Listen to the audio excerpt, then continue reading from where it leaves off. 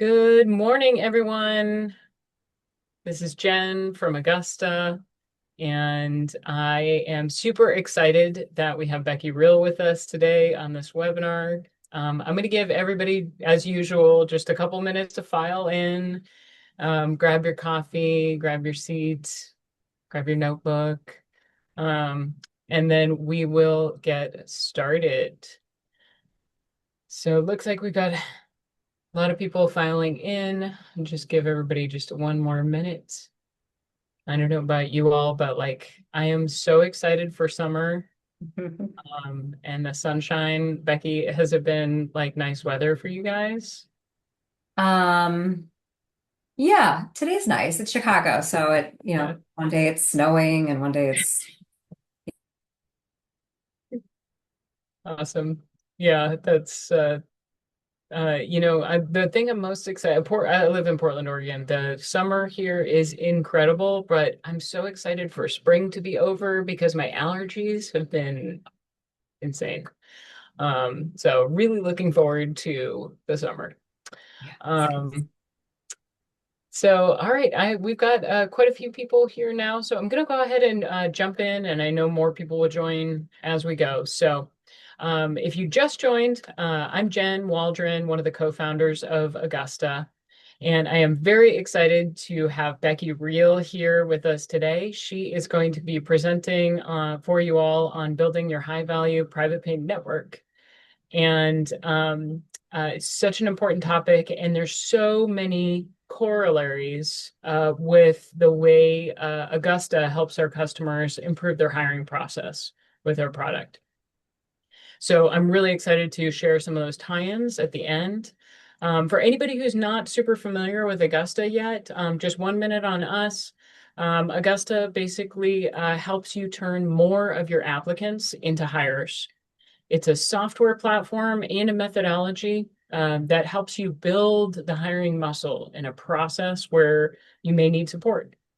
Our customers typically see twice as many hires when they implement our system, the actual software platform, alongside all of our best practices. Um, yeah, that's about Augusta. And let me share about Becky, because she is a pretty phenomenal operator and now the founder of Real Home Care Consulting. She is a incredible author of a book that recently came out called Borrowed Time: What Home Care Taught Me About Living. She has over 15 years of marketing experience and dedicated uh, in more than a decade, excuse me, of running a home care agency. So Becky really knows what it takes to build something in this industry. Under her leadership, her agency, For Papa's Sake, became the #1 home care provider in North America, ranked by Activated Insights, growing 300% and consistently ranking in the top 100 for 7 consecutive years. So very, very impressive home care agency. Um, She also eventually was able to complete a sale to private equity of her home care agency. The philosophy that she brings to every home care agency that she works, home care agency owner that she works with today, is really, really special. Through Real Home Care Consulting, Becky helps home care entrepreneurs launch, grow, and scale agencies that deliver exceptional value while honoring the life they want to live. She's passionate about helping owners elevate their caregiver and client experiences and builds unshakable reputations within the community and creates businesses they are genuinely proud of. I'm going to do a better job talking today. But You're doing great. I am so glad that you're here with us. And just uh, yes, I will go ahead and hand it over to you, and then I'll be back at the end to talk a little bit more about Augusta. So thank you, Becky. Of course. Hi guys. Hi everyone. And we're gonna keep this pretty collaborative. Ask questions in the chat. Jen and I are gonna do this together, so she probably will be chiming in before the end, I'm hoping. But yeah, everything she mentioned is right on. When I started, I thought I thought marketing meant Facebook ads. I thought it meant throwing a lot of money into different kind of ads. And what that taught me very quickly at the agency was that really brought the price shoppers and the tire kickers. And that wasn't really our thing. That wasn't who we marketed to. That wasn't who we served really well. So eventually I figured out the agencies that weren't running ads. They, the ones that weren't running ads, they were out having coffee with partners. They were out building relationships. And that's when everything kind of clicked and everything changed. Um, Little very quick personal background about me. I have two kids, Harry and Hazel, both named after my grandpa, which is also what my agency's name was for Papa's sake. And I called him Papa. His name was Harry. So both of my kids are named after him. Big dog lover, have two dogs, Doug and Oliver. They're at my feet. You will probably hear them bark at some point on this, and there's nothing I can do about it. I'm sorry. They're just very loud. Um, my husband, Chris, is a black belt in Jiu-Jitsu, which I think is a bigger accomplishment than anything I can do. And like Jen mentioned, I have a new book that came out 2 months ago called Borrow Time, What Home Care Taught Me About Living. It's a unique twist on a business book because it's not just about business. It's really part memoir, part business, but also like what I dealt with when I was running my agency. And so if you're running an agency, you probably can relate to it in some capacity. All right. So let's dive into the problem we're all facing and why you're taking time out of your day to be here. So, you know, you can chat or you could just whatever, raise your hand, but who has had a family compare your rate to another agency in town, right? I'm assuming most, if not all of you, right? It's hard not to compare. Who has lost a caregiver in the last 90 days because you couldn't pay them what they were truly worth and what you really wanted to be able to pay them? Who's had a caregiver tell you that they're going to a competitor for $1 more, right? And then who is doing the math on their margins and not loving what they're seeing? Probably most of you. That is the trap that we all fall into, right? That is what most agencies are living day in and day out. You take whoever calls, you price to compete, you burn through caregivers because the margins won't let you pay them well. And then you replace them, and then you train new ones, and then they leave too. It's this vicious cycle that we find ourselves in. And the whole time we're working harder than we've ever worked. I mean, most of my clients come from corporate, they were executives, they had a whole life before they came to home care, right? And now they're in home care thinking they want to do something with meaning and they're working even harder. And while you're working harder, your bank account isn't growing the way you thought it would, right? Because we were told that this is a profitable business and this is recession proof, right? But here's the part that nobody says out loud.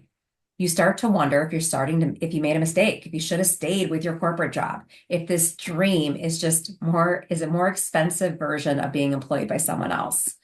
And I can tell you firsthand, I've been there and I've lived it. Most owners, I'm going to imagine here, are have been there too. You're there right now, which is why you're on this webinar. It's not because you're not working hard enough. It's because you're not working hard enough. It's because you're working hard on the wrong things, right? And I think that's sometimes hard to take a step back and realize. Like we always hear, I got to work on the business, not in the business, right? Same methodology. Most of your competitors don't actually have a private pay business. They have a Medicaid business that occasionally lands a private pay client. So when you compare yourself to them, when you watch them at chamber breakfasts or on Instagram and they look like they're on top of the world, I'm going to push you to stop comparing yourself because you are probably playing a very different game. Stop measuring yourself to other people's scoreboards.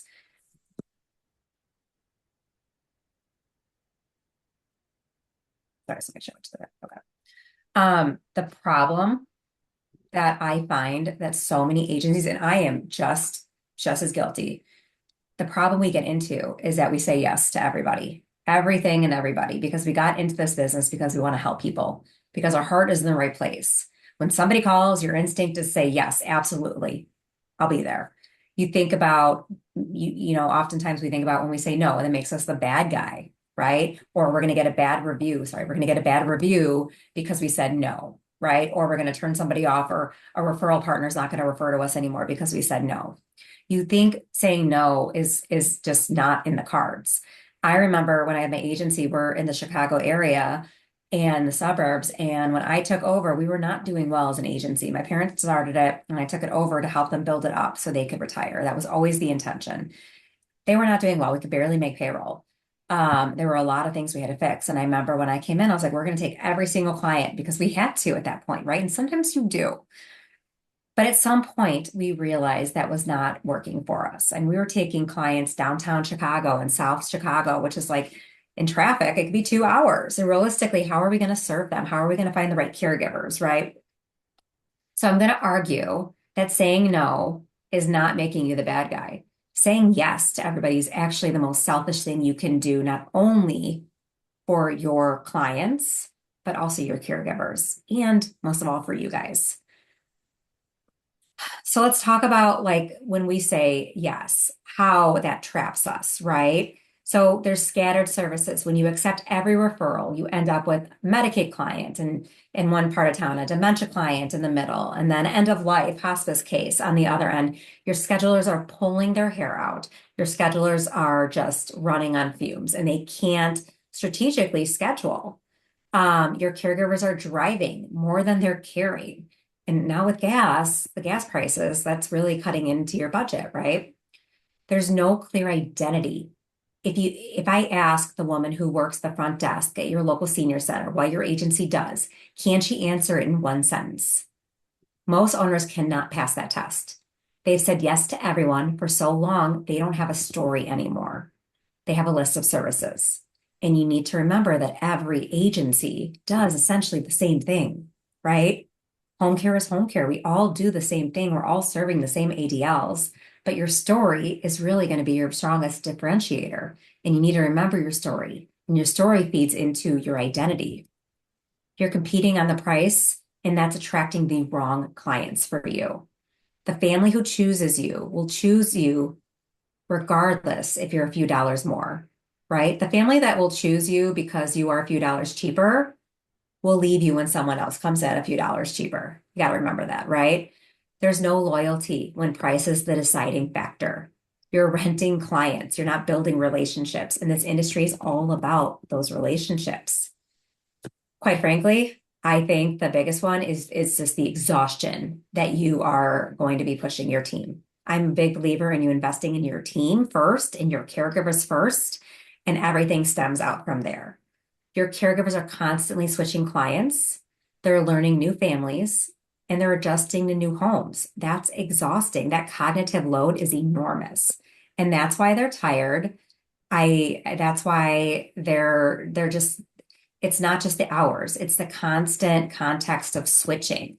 Your caregivers, most likely if they come to you from a facility, they don't want to be moved around a lot, right? They came to home care because they want that one-on-one. They want to build that relationship with people, and they're not able to do that when you operate like that. If you can't say no to a referral, then you don't have a business. You have a job that pays you less than your caregivers, unfortunately. And the people who love you, your spouse, your kids, your team, are the ones that ultimately are going to pay the price for a business that won't let go of the work you've been doing. So I know this is going to be hard to hear, and I've had to say it to myself over and over and over again. The day I started saying no to the wrong client fit was the day my agency actually started growing in ways that it actually mattered. Any questions so far? No? Okay. So let's Just putting a plug in. If everybody sees there's the Q&A button down at the bottom of the screen. That's where you can chat in your questions. And just a little commentary, what you're saying, Becky, couldn't resonate any more with me. Like, I just think it's so true, really for any business and particularly yeah, for home care. So, yep. yeah, saying, Any hospitality, customer service driven business, right? This all applies for. yeah, Right. absolutely. So So yeah, please. yeah, I mean, feel free to chime in with comments, questions along the way, guys. But let's go into now the private pay market. This is a different market.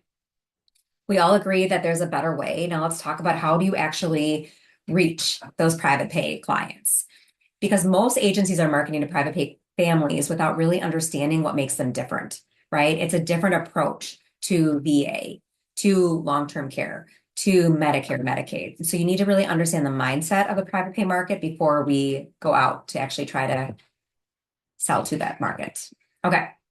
So private pay, they're planning ahead. They're not always in crisis mode. They are sometimes in crisis mode, but they're not always in crisis mode. Here's what it looks like in practice. The Medicaid family calls you. Oops, sorry.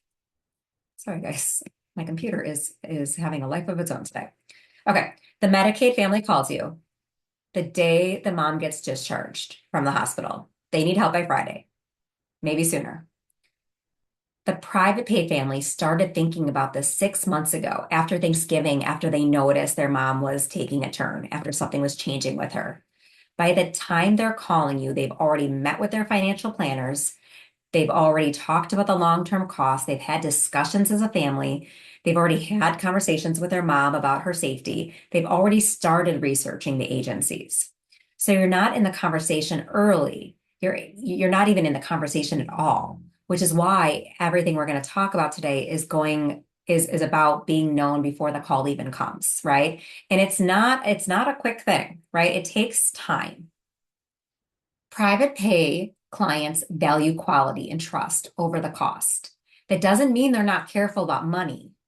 They are, but they have made the decision that mom or dad's care is one of the most important investments of their life. And they're not shopping for the cheapest. They're shopping for the right one, the right fit. That's a massive difference, right? The cheapest provider does not win this market always. The most trusted provider does, right? By the time they've called you, they've met with other trusted advisors, right? They've talked to 2 or 3 other people. They've been on Facebook groups asking. They've built that understanding of who is in their alignment of who they want to work with. Maybe they talked to their estate planning attorney.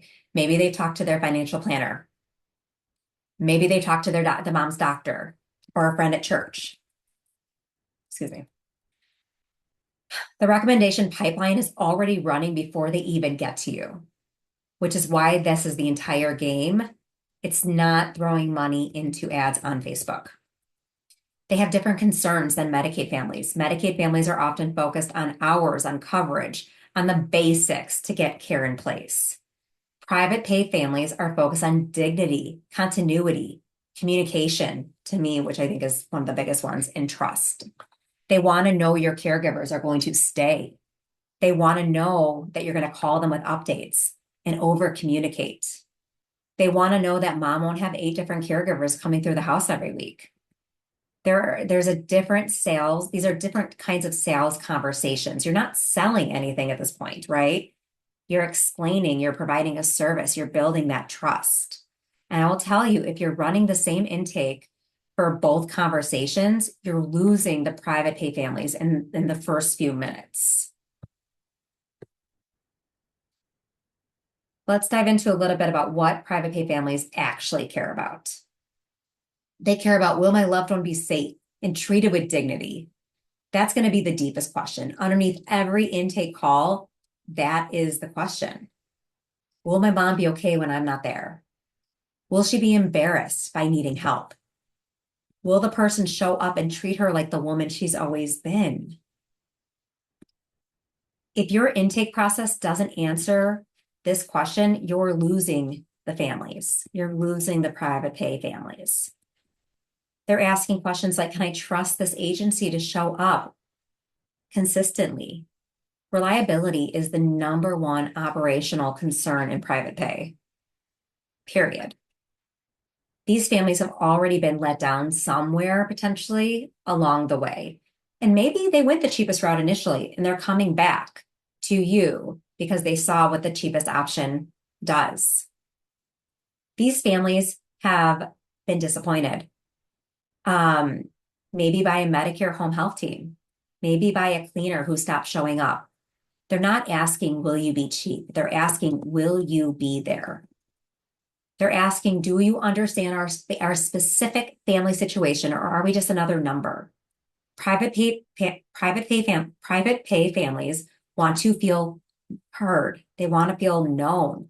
Really, when you're talking to, and it's anybody, but like when you're talking to a prospective client or even client caregiver, they should feel like they are the only person that you are the only one that matters. You are their only client. That is the way we should show up. They want you to ask about their mom, not like a patient. That's why when I'm talking to clients and they use the word patient, I immediately correct them. I say client. And I will do it time and time again because you got to remember, they're not wanting to go into a facility or nursing home. They want to stay home. They don't want to be a patient, right? They are a client. There's a psychology there. They want you to know that their dad was a teacher for 40 years and that he prefers to be called Mr. It's not a category. Their mom, their dad, they're not a category. They're a human being, right? And if you want to sound different, you treat them like they're different. They want to know how you train and support your caregivers. This is a sophisticated question. It tells you the family has done their homework, right? And so like when I'm doing competitive intel or I'm talking to families about the caregivers and they say, when we say what makes you different and they say, well, we train our caregivers. I say, uh-huh. And because that to me is the bare minimum. I'm glad you do the bare minimum. What else? Why are your caregivers staying with you? Right? At this point, the agency is testing you. The answer better be specific. Not we train our caregivers well, or we do the state mandate of 8 hours a year. Every caregiver completes 24 hours of training before their first shift. It includes dementia, dementia care, transfer techniques, blah, blah, blah, blah, blah. You go into detail. You go into how you invest in your caregivers trainings. You just don't do the bare minimum. That's what private pay families are looking for. Notice what's not on this list. Private pay families are not looking for the cheapest rate. Not one. So why are we structuring our sales process around that question? Why are we apologizing for our rates? That's a big one. Why are we matching competitors' rates? We're answering a question nobody's asking. So I'm going to push you. You're not selling anything. You're not selling care. And that's where that mindset shift happens. You're selling permission for an exhausted daughter, son, whoever, to stop feeling guilty. The product you are selling, and I'm using selling in quotes, is peace of mind. That product is permission to live their life without worrying about the weight of worrying about their mom every night. If you can deliver that, your rate, it shouldn't really matter. So let's talk about Facebook ads and why they don't work, but referrals do. And I want to be very careful here. I'm not saying Facebook ads never work. I'm saying in this industry, for this audience, the math doesn't always math. Let me walk you through it. When a stranger sees your Facebook ad, what do they actually see? They see one of 50 home care agencies who paid Meta to interrupt them. They have no reason to trust you at this point. They've never heard your name. They're scrolling through a feed of their cousin's vacation photos, and your ad pops up. Your ad is what's standing between them and the next vacation photo. You are an interruption, and interruptions get clicked, but they rarely convert. And if they do click, what happens? Sorry, computer is just... If they do click on the website, they compare you to 5 other agencies they've been looking at, and they're now in a price shopping mode. They will choose the one with the lowest visibility or the prettiest website.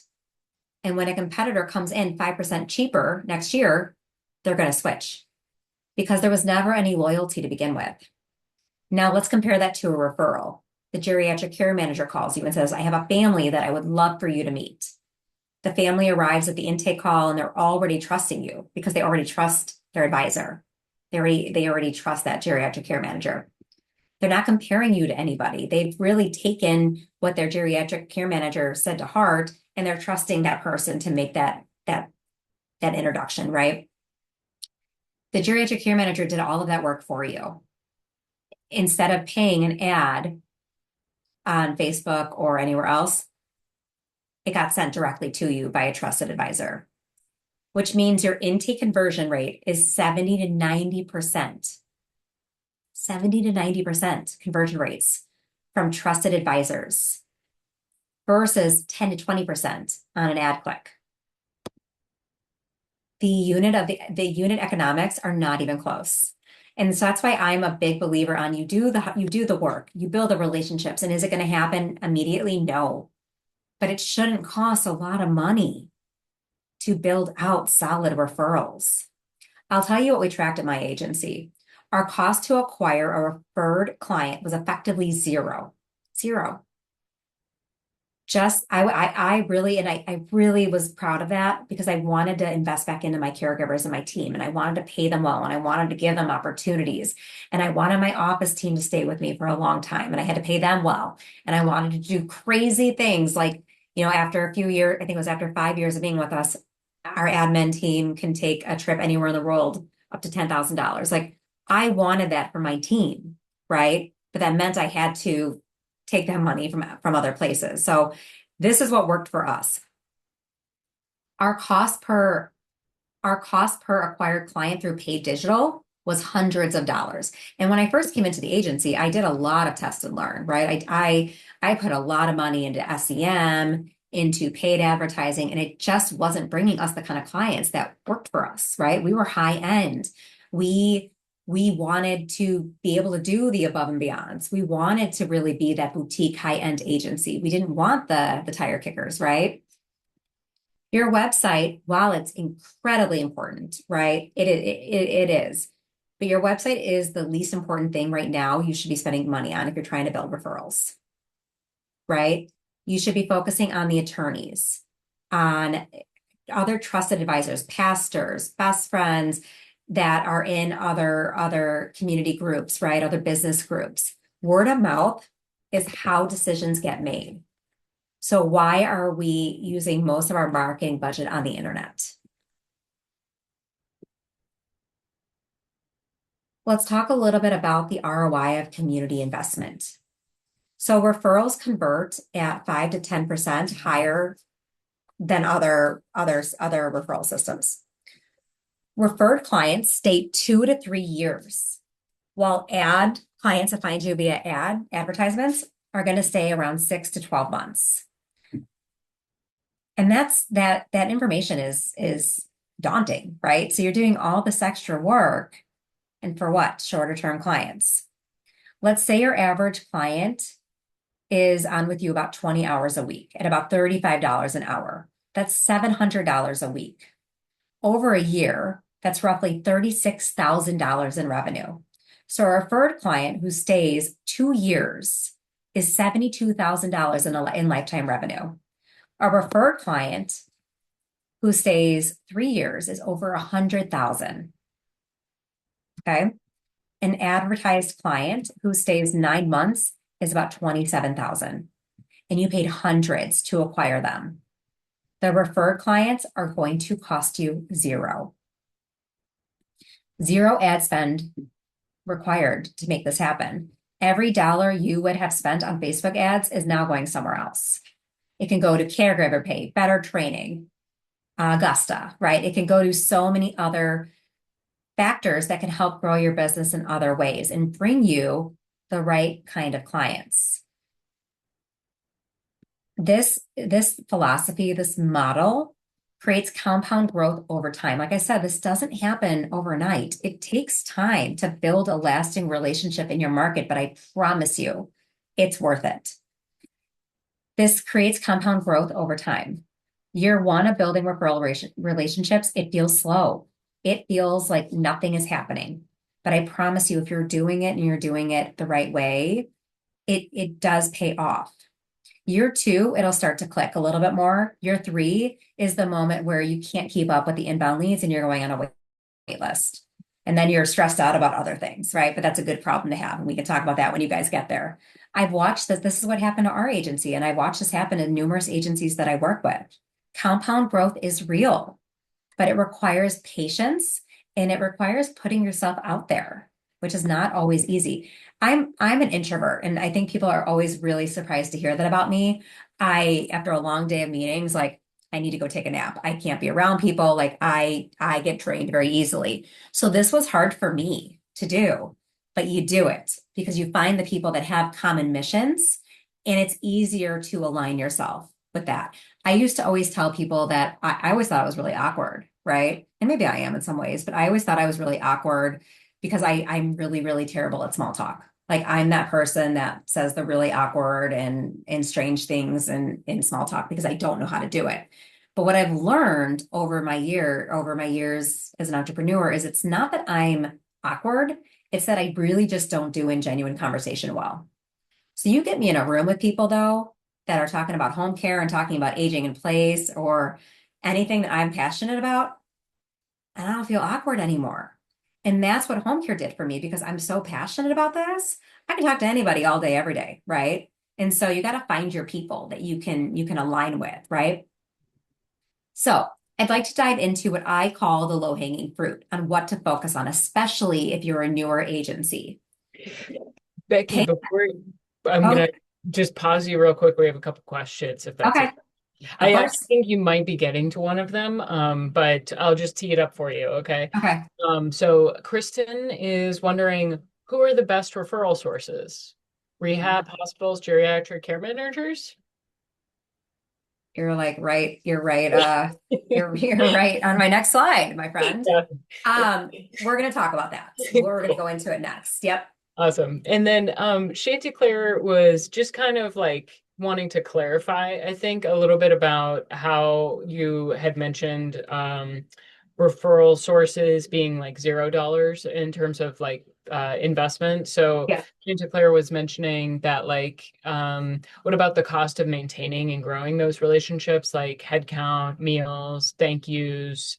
Sure. So like I guess he's Yeah. wondering is like relatively lower Sure. It's not gonna be zero, right? yeah. And but the initial acquisition, like I'm talking about like taking them out to coffee. So okay, what, $5? And yeah, eventually you will bring them lunch and stuff like that. But the initial revenue that's coming in from it, it'll be minimal at that point, right? I'm talking about the upfront cost of running a paid ad versus building authentic relationships is very, very minimal. Yeah, yeah. I Cool. don't believe in spending a lot of money in marketing, traditional marketing, to grow your agency. I hear you on that. I think that's whenever possible. I mean, it creates like genuine relationships, like what you're Yep. talking about. So Yep. I'll let you get back to the low-hanging fruit Okay. because Kristen also had a follow-up question on that she was told that rehabs were number one, but they're not on your list right here. And so she's curious about why that is. Yeah, rehabs are great. They are great. I think that so this is what I consider low-hanging fruit, right? I have a whole brainstorm guide of different referral sources, and rehabs are on the top of the list. But the reality of where we're at is that they're very hard to get into rehabs, right? And why is that? Well, they probably already have relationships with existing agencies, especially if you're a newer agency. They probably already work. Sometimes they have caregiving in their facilities. Sometimes they already have agencies that they're working with. Are you going to go in on day one and build and take over? No, right? You need to prove your value. So and there's a lot of red tape, especially with the big hospital systems. So what I recommend, especially newer agencies or agencies that don't have a strong brand or strong community backing yet, is we focus on what I consider the low-hanging fruit, right? And that's going to be specialty doctors, financial planners, geriatric care managers, realtors, and hear me out about the realtors because I get a lot of flack about this, but I am telling you, realtors are one of our biggest referral sources. Because what do realtors do all day, every day? Anyone? Oh, I'll tell you. They network. They network like crazy, and they want to be looked at as the trusted advisor in your community, right? They want to be number one. So if you're on any of those Facebook groups, like any community groups, you'll see someone's like, I'm looking for an Italian restaurant or I'm looking for a doctor. Typically, realtors are chiming in quite a bit because they want to be a trusted resource for the community. Well, guess what? Get in good with those, constantly asking about home care on those groups. 30% of our leads at my agency came from Facebook groups, not ads, community Facebook groups, those mom groups, right? So I live in Arlington Heights. There's an Arlington Heights moms. It's called Arlington Heights Moms, I think. Moms of Arlington Heights, something like that. And that is like the holy mecca. When you need anything, you go there before Google, right? The moms know everything. And so 30% of our leads came specifically from those groups. And it was the realtors that were the ones chiming in, realtors that I've never worked with, but realtors that maybe knew me or had seen what we've done or we've had clients that use them. So don't disregard realtors. Estate planning attorneys, wills and trust attorneys, and elder law attorneys. These are what I consider low-hanging fruit. You can typically walk into some of these offices and get contact with somebody. You can find them on Facebook a lot easier, on LinkedIn. These are gold when it comes to early referral sources. And I'm not saying disregard the hospitals, the senior living communities, and rehabs. I'm just saying those are going to be a little more difficult to get into. Hospitals are not on the list. Senior living communities are not on the list. Primary care doctors are not on this list. I see a lot of agencies pouring a lot of time into these. And I just want you to redirect your energy. Hospitals are often not your friend. They are pushing the hardest cases at the worst pay to anybody who will answer the phone. And I mean, if you know anything about hospital systems, they're just kicking people out left and right, right? The families aren't even prepared. The clients aren't prepared to come home. It's not always appropriate to come home, right? You're asking for a liability or a workers' comp case in those cases. They're often very rushed because somebody is getting discharged today, last minute, and they need somebody there. So it's not always going to be the best fit for you too.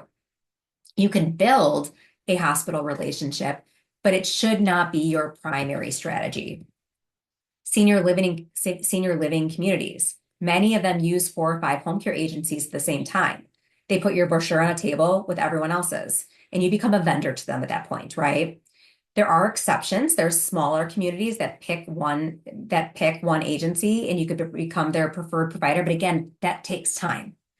And then primary care doctors, they're busy and they delegate a lot of times. The person who actually refers home care is often the medical assistant or the office manager, right? So you want to get in good with them.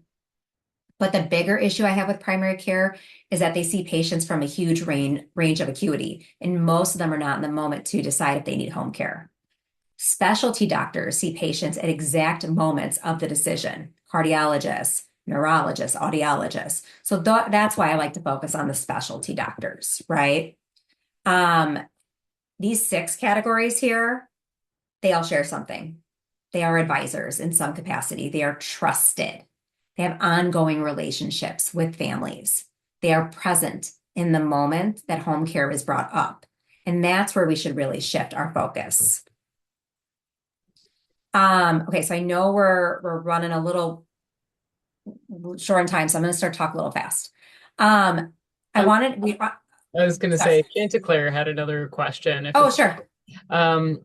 He was wondering, he was considering more kind of like unconventional referral sources like police, EMS, movers, things like that.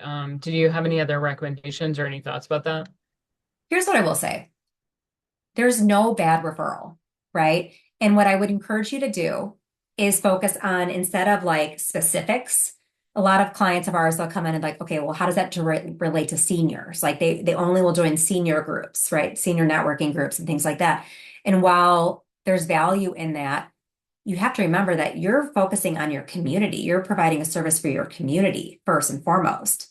So are those bad referral sources? No. Would I spend a ton of time investing into those referral sources? No. But do you want to educate them on what you do? Sure. Right? What were they again? It was police, EMS. Yeah, EMS, movers or consolidators, and then he just added pharmacies. Yeah, I mean they're not bad. Do I think it's going to drive a ton of business your way? No. But you want to think in terms of community, right? And you go in and ask questions like, well, how can I help you? Right? Tell me more about your business, because you want to be curious about other people's business. You're not going to go in and be like, hey, movers, let me tell you about my home care agency because I'm going to go on a limb and say that movers don't really understand home care, right? There's still so many nuances between home care and home health. I work with orthopedic doctors and they don't know the difference between home care and home health. I don't think movers are going to. So there's a lot more education. I don't think you're going to see the type of clients necessarily consistently. So sure, talk to them, but I would still diversify who you're going after and why. Um, I, I hope that answered your question. I'm not going to go through every little bullet here. Jen, you're welcome to send out this as a follow-up too, so people have this. But I wanted to explain like the why behind each of these sources, right? Realtors to me, I think are really just the most untapped referral source in this industry. They're having, they become friends, right? At some point. I don't know about you, but like I'm friends with my realtors that I've used. You're so close to them and you're talking to them all the time, right? And they might even see your loved one in a condition. Estate planning attorneys and elder law attorneys, they are also, I think, some of the most undervalued referral sources in this industry. Um, Almost nobody is doing this well, unfortunately, which means the door is very wide open for you. Estate planning attorneys have very intimate conversations with families, right? They're talking about death, they're talking about money, power of attorney, what happens when can't make decisions anymore. They're having those conversations, and it's can't guarantee, but chances are, if a estate planning attorney refers a client to you, it's going to convert almost at 100%. Okay. Geriatric care managers, geriatric care managers and agencies like should go hand in hand. They should be your best friends. They assess needs, they coordinate services. They're oftentimes like handling it for the family. So they're the ones that they have a relationship with you. They're just going to send you the clients, right? If you are not having coffee with a geriatric care manager, a local one consistently, you are missing huge opportunities though. And then like a pro tip is the Aging Life Care Association has a directory of members on their website. So very quick takeaway, go look that up. Okay. And find ones that are in your area. Specialty doctors, cardiologists, neurologists, audiologists, oncologists, they're just seeing their patients at the moment that they're going to need critical care, right? And who else is going to trust them besides the ones that are trusting them to do their surgery or look after their well-being? So we'll send you the slide, but just a little bit more of the why I consider these really high volume, high opportunity referral sources. Now, what doesn't work is showing up the wrong way. Have you ever just walked in to a facility or to a referral source with a brochure and you think that's going to get the job done? I know there's people out there that are telling you to do that. But what I'm going to tell you is they're probably throwing your brochures in the garbage and you're throwing your money directly in the garbage. Showing up, there we go again. Showing up with brochures is just not actionable, right? The brochure says one thing, the person you're handing it to, it's saying, I'm here to sell you, right? I'm here to get clients from you. It's very transactional. They've seen 15 or more brochures a month, and yours looks just like everyone else's. They'll put you in a drawer, they'll put it in the garbage, and that's the end of that, right? You're talking about something else that when we're talking about networking, it's talking about your services instead of their clients. So you want to listen the next time you walk into an attorney's office. How many sentences start with we, are, or I? Then count how many times you start you with you or your clients. If the ratio is not heavily in their favor, you're losing them within 2 minutes, especially lawyers. We know they like to talk about themselves, right? You're making it transactional at that point, right? This is just not a transactional impact out of this. I think something else people really do wrong is you're expecting immediate results. The number one frustration I hear from agency owners is I had coffee with 3 attorneys and I got no referrals. What I always say back is, how many times have you met with each of them? Once, right? That's not enough. You don't propose anything. Someone doesn't propose on the first date, right? It takes time. You got to build that relationship. You got to it's not like you're going to call the referral source and be like, hey, you got anybody for me today? And they're like, oh, let me check the back closet and see what we have. No, but staying in front of them when they do get somebody that makes sense to refer, you'll be first top of mind. And you can stay in touch with them if you don't have time for coffee, right? You can send them articles that you think are relevant or interesting or something that they would find value in, right? You can write them handwritten notes, which goes so far. You can send them a Starbucks gift card digitally and just say like, I'd love to grab coffee with you soon, but in the meantime, here's something to hold you over, right? Something else we do wrong is we only reach out when we need something. And I think this goes not only for business, this is friends too, right? And it's yucky. Like you don't want to just I don't want to be reached out to when people need things. And I notice that. I notice when my referral sources reach out, it's because they want something. And I'm less likely to want to help them. But the ones that stay in touch and we have good relationships and we're looking out for each other, those are the ones I'm thinking of and I'm trying to get in front of my clients too. And probably my biggest one is we're being pushy or salesy. I come from sales and marketing, and I like to think I am the least salesy person out there. Being salesy makes my skin cringe, right? Salesy energy is the response of the referral partner being trained to, they can detect that, right? They have radar for it. The minute it gets set off, the relationship is done, right? And you may not know it's done, but it's done. So what I'm going to tell you is to stop sponsoring 5K runs, right? And focus that money on writing checks to the charity galas that your estate attorney is on the board of, or find out what they are a part of and what means something to them, and show up for them if you're going to put money into something.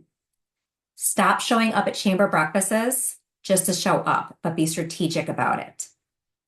Stop running ads, start running coffee meetings, right? And maybe that's just because I have a very unhealthy addiction to coffee and that's always my go-to, but that is where energy connects, right?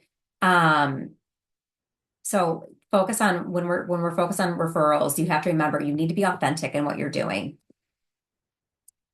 All right, guys, I'm almost at the end here. How to actually build how to actually start building relationships, right? So you want to research. You want to research your area. Chamber of Commerce is a great tool to really see in the directory who's a part of your community, who's not. I believe in offering value first and not asking for anything. Just like I said, you don't propose on the first date. You got to take time. You got to build a trusting network, right? You got to get people that really know you for you. Like just have a very casual conversation and ask questions, right? Be genuinely curious. Tell me, how did you get into this? Like, this is fascinating. Like, just ask them a lot of questions. Don't go into it. I've had people say like, well, I need to prepare for this and I need to have a presentation. Please don't go with a presentation. Please don't show up with a PowerPoint. That's not what people are looking for, right? You can explain what you do without a PowerPoint at that first coffee meeting. Show expertise through conversation, right? Tell stories. Stories convert better than anything else. Again, home care is home care. We all do the same thing. What's going to make you different? The stories are what people are going to remember. And stay consistent. This is relationship building. It takes time, but showing up matters, right? Remember their birthday, remember their coffee order, those little things, remember their kids' names. Those are the things that matter, right? And that's what's going to get people to feel like ultimately want them to feel like they're a friend of yours, right? Conversations that actually work. So again, I'm not going to go through each of these, but for a realtor, what challenges come up when adult children are selling a parent's home? What do you wish you could offer these families? Because then you're basically getting back how you would respond to that, right? And you can show them why you're different through these conversations. Okay, what do referral partners actually want? And this is probably the same for you. You want to look good. If you're referring a geriatric care manager or a dentist, they better have a good experience. Same with me. If I'm referring a partner out, if I'm referring someone to Augusta, you better believe I hope they better have a good experience with Augusta because that makes me look bad, right? Right, Jen? So referral partners want to look good, right? They're not looking for kickbacks. They're not looking for if they are looking for kickbacks, let me know. We need to have a different conversation. But they want to look good first and foremost, right? They want to know like they sent somebody to you and you're going to take care of them, right? They don't want gifts, they don't want fancy steak dinners. They want to know that their client or patient is in good hands. This is the number one driver, hands down. Every professional who refers you is putting their reputation on the line. The attorney who sends you a family is essentially saying to you, I personally vouch for this agency, so don't screw this up, right? They are looking for reliable solutions to client problems. They want to know that when they refer you, the family is going to be cared for. They want communication and updates. Even if they don't say that, over communicate, give them updates. You know, a lot of questions I get is, what about HIPAA? Well, you're not putting the client's social security number and birthday in the emails, right? Like you can say, thanks for sending John over. Want to give you a quick update. We're starting with services on Friday. We have a match with a great caregiver. We're so excited. I'll keep you posted. Thanks again for referring me. We talked about knowing their client will be taken care of. And again, kickbacks, if anyone's asking you for kickbacks or anything unethical, I'm going to say probably just walk away, right? You should not be referring people because then the notion is that you're referring back to them. When I'm referring anybody to any vendor of mine, I give them options and I say, I don't care who you choose, choose who feels good for you, but I vetted this person and I trust them. And then following up, thank the referrer. How many handwritten thank you notes are you actually writing, right? Keep them updated with the client, on the client, let them know the outcome, let them know like, hey, we met, you know what, it's just not going to work out right now financially, but I gave them some other solutions and some other options. Thank you again. And then make them look like the hero, right? Who doesn't want to look like the hero? So following up is key, right? Building a referral system that works. So you want to be tracking every referral source. There are systems out there that can help you with that. You want to document what's working and not working, schedule regular touch points. You want to celebrate the wins together, right? You want to make this easy for people to refer to you. Common mistakes. Sorry, guys, I'm talking fast because I know we're running low on time. Common mistakes are we're moving too fast. We're asking someone to marry you on the first date. It just doesn't work like that. You're making it about you. Quite frankly, you reposition everything. It's about them, the referral source. Again, ask questions. What can you do to help make their life easier? Things like that. Disappearing after you get a referral. No. If you're getting a referral and it converts, or even if it doesn't convert, you should be staying in touch with them. Again, reaching out when you only need something, and then treating this like a sales quota. Remember, these are real relationships. These are real people and businesses, so that matters. Your competitive advantage. You are building relationships. You are positioning yourself as a quality choice, and you are containing sustainable compound growth. Your competitors are competing on price. They're throwing money at ads, and they're chasing anyone who calls. That mindset shift that we talked about earlier, if you change it from I need as many clients as possible to I need to serve the right clients exceptionally well. I need to spend money on marketing. You shift that to I need to invest time into relationships. And then if you change your mindset from I need to be the cheapest to I need to be the obvious quality choice in my community, right there and then, that is how you position yourself as a hospitality business and not just a home care agency. And that's what we need to be doing as a whole. All right, final thoughts for you. You don't need a bigger marketing budget. You need to become the answer that people already trust. And that starts from building your agency from the inside out, from the community outward. There's my QR code if you want any information. I do have a dinner series coming up next week in Orlando. So if you are in the Orlando, Florida area, you want to make the trip, we have a few seats left. Otherwise, connect with me, ask me questions. Happy to be of assistance in any way. And I'm going to pass this back to Jen. Awesome. Thank you so much, Becky. And there are actually several other questions that came in and a couple of different comments and things like that. So hopefully after this, I can share those with you and I can add them to our follow-up following this. So with that, I'm going to go ahead and share my screen, pull up my my notes really quick here and just basically go into the tie-in here, which is that, Becky, I think you did an incredible job of talking about how identifying the right referral sources will help you grow and do it in a sustainable way. And I think that is, to a T, almost the exact same thing that needs to happen with recruiting for caregivers. There's so much overlap. And like Becky said, great referral partners that you build through these strategies that Becky's talking about, they expect reliability. The families expect continuity and consistency. Growth tends to break when agencies can't staff those cases quickly or consistently. And then saying yes to the wrong clients creates caregiver churn, also, is a very close tie in with what Becky was talking about. Um, and so I just wanted to address a few things in here that I think are really like very aligned with what Becky's talking about in terms of how you build referral relationships. I think just to summarize, Becky's strategy, not taking every client, so powerful. Focusing on the right referral partners, the building sustainable growth and protecting quality.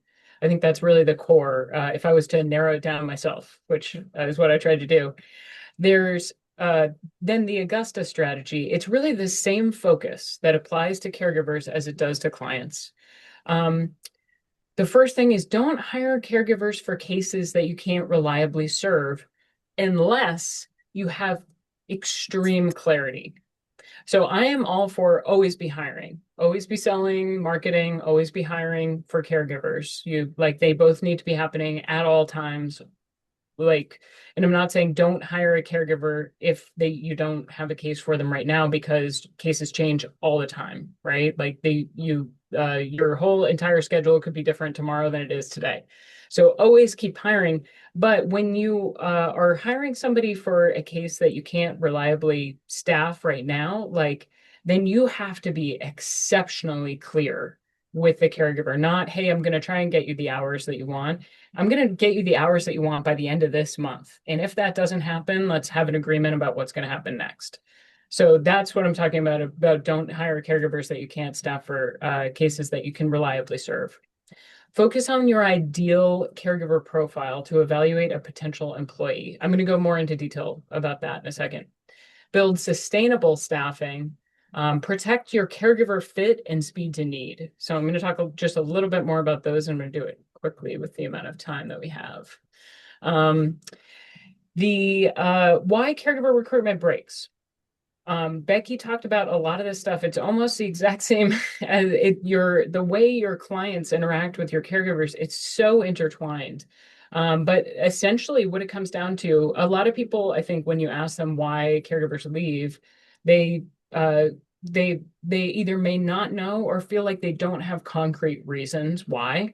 I can tell you there are concrete reasons. It's in your data that you probably already have in your scheduling system. You just need to pull it out. Most likely, what we usually see is that the top reasons why your recruiting is breaking and not able to service the clients that you have is because the cases are too far away. There's not a good schedule fit. There's not a good skills fit with the client and the caregiver. And the hours are inconsistent for the amount that the caregiver needs to live. So this vicious cycle happens where an agency accepts any client. This schedulers scramble to take caregivers to unsustainable cases. They ask a caregiver to drive 40 miles when they know that the caregiver is going to have to pick up their kid at school and it's not going to work. The caregiver gets burned out from saying yes and they turn over. It happens so consistently, and these 4 bullet points on the left are almost always the cause. It's some combination of those few things being the cause. The agencies that win basically are the ones that, as far as we can tell, the ones who are operationalizing intentional growth. Just the same way Becky's talking about being very intentional with your referral sources and building those relationships. It's the same idea with building your caregiver recruiting system. So what you want to aim for is defining the caregiver and client profiles that you can reliably staff. So that's things like what Becky mentioned at the very beginning about rather than having your cases scattered all over the place and serving a giant geographic area, making sure that you're focusing your sales and marketing and recruiting on a defined territory that you can reliably get caregivers around. Um, Interviewing all top caregiver applicants within 4 days. If possible, performing double booked in-person interviews. In-person interview. So these two data points here, from our National Caregiver Recruiting Benchmark report, we know for sure that the vast majority of hires are made when their interview was in less than 4 days from their point of application. So you have to be really quick. And the vast majority of hires are actually made from in-person interviews. I think to Becky's point about building relationships that are really community-based, it's very similar with caregivers, where if they're able to show up in person at your office, it's like a really strong investment in wanting to work with you. Reducing recruiter inefficiency and wasted outreach, and then finally measuring your ROI. So on your various referral sources and ad spend, making sure that you regularly have tools and systems to measure your ROI, reinvest in the right places. Just keeping an eye on the time. I know we're just a little bit over time, but I swear I have only 2 more slides. Um, so that was basically what you want to aim for, right? And then next is, how do you actually do it? Now, this is just a very short set of bullet points for what is a massive undertaking. Okay, so I really boiled it down as to as few bullet points as I possibly could. But the reality of making this happen is actually a system. It's an ongoing process that is like what home care is, basically. But these are some of the most important elements that we've found to operationalizing your intentional growth of your caregiver capacity. First is having a dedicated recruiter. Whether it's a part-time person, a virtual assistant, or somebody in-house, it doesn't matter. But having somebody who is dedicated to recruiting for a certain amount of time, it's one of the biggest missteps that I see most agencies make. If somebody's not focused on it, it's not going to happen in a consistent, meaningful way. It's hard to measure results. There's a lot of inconsistencies. So that's the first thing. Um, uh, a consistent line item. I just realized I made a typo. I'm so sorry, guys. Consistent line item for job ad spend. So in your budget, you should have you're just a certain amount of money that you are going to be spending on job ads. It didn't always used to be that way. I think pre-COVID, you could go put a flyer on a telephone pole and get, 5 people to show up your door.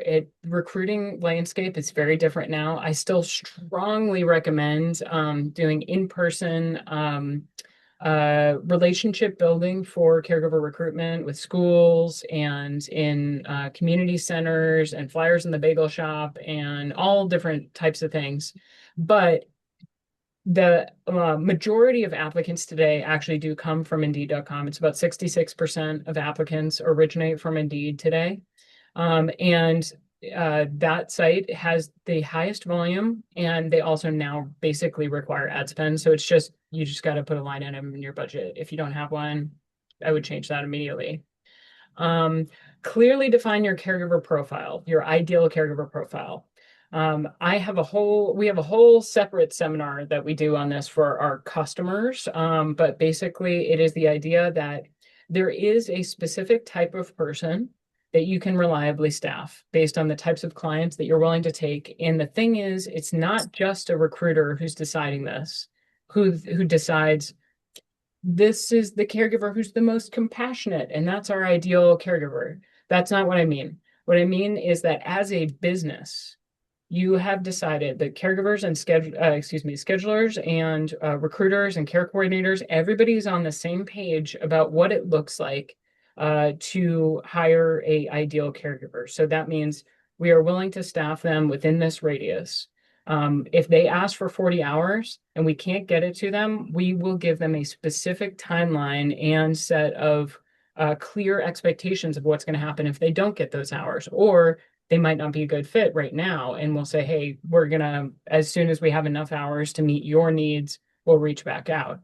So it's like the location, the number of hours the caregiver wants, how the level of care that the client needs. If you define a client with like a very high level of needs, make sure that the caregiver is prepared for that, right? Don't put a caregiver who's only brand new on with your high need client. That's obvious, right?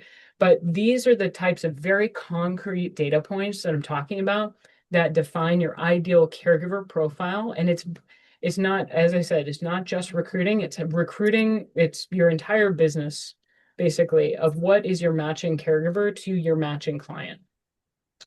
Establishing real clarity with caregivers. So it's not, hey, I'll call you when I have a case. Hey, I'm going to call you, or like I can put you on these cases right now. And by the end of this month, I'm going to get you to these other cases. And I'm going to check in with you on this date about how your schedule has changed based on the other agency that you're working with. It's not just, hey, we're going to try and help you. It's very specific. Um, Spend time on your top applicants, not low match applicants, basically. There's Augusta is one amazing system to make that happen. Obviously, I'm biased, but if there are ways that you can make that happen. Maintain consistent caregiver engagement. So that's what I'm talking about with making checkpoints with caregivers. Way if you didn't get them what they asked for, making sure you know when you're going to be able to get that, and continuously building your pipeline. Like I said, always hiring. Okay, I'm well over time. And I'm I'm sorry. no, it's okay, it's okay. But I know I'm like talking really fast. I have had 3 cups of coffee today, to your coffee addiction. Don't say Um, jealous. yeah. Okay, last 2 slides. For anybody who is still, it looks like we actually still have quite a few people here. So 5 more minutes. Okay, so referral growth requires caregiver growth, like we talked about. So Becky brought up realtors as a top source, elder law attorneys, financial planners, care managers, all amazing. I look at it the same way with maybe a little bit of nuance for caregivers because of the volume that we're talking about. Typically, usually, like most agencies that I know are usually 1.8 to 2 caregivers per client on their roster. So there's a little bit of a volume difference here, but the principle is the same. The main thing is you need many sources. If I were to ask you right now, where do you get your caregivers from? And you just tell me Indeed, that's a big problem. It's a massive issue. I would not rely on just one source.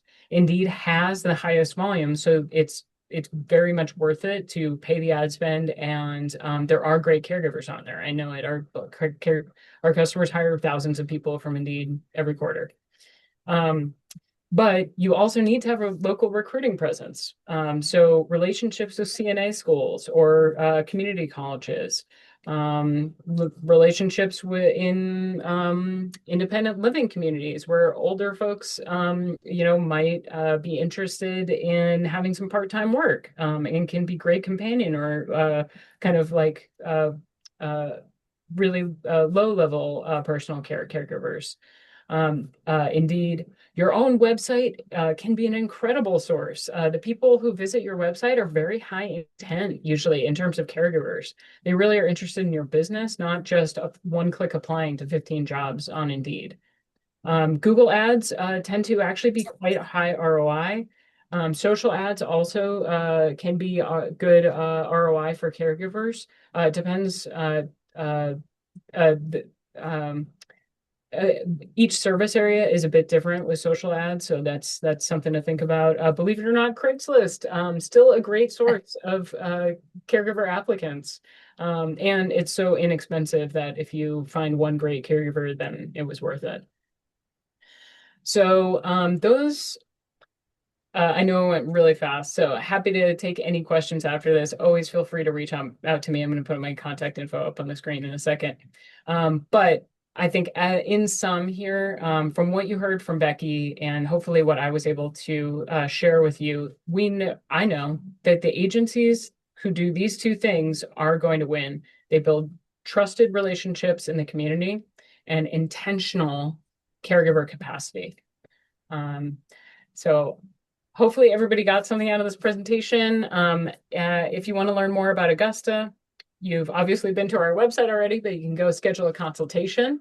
That is free, and we will basically spend 30 minutes with you to just learn about your recruiting process and share whether or not Augusta could be a good fit to help you. You can also give us a call.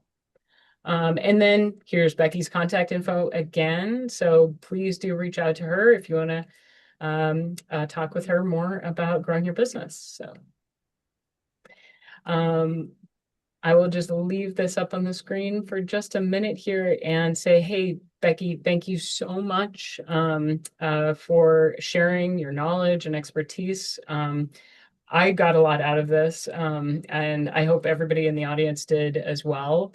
We will have a recording available in a couple days, and if there was any questions that we missed in the chat, we'll try and follow back up on those.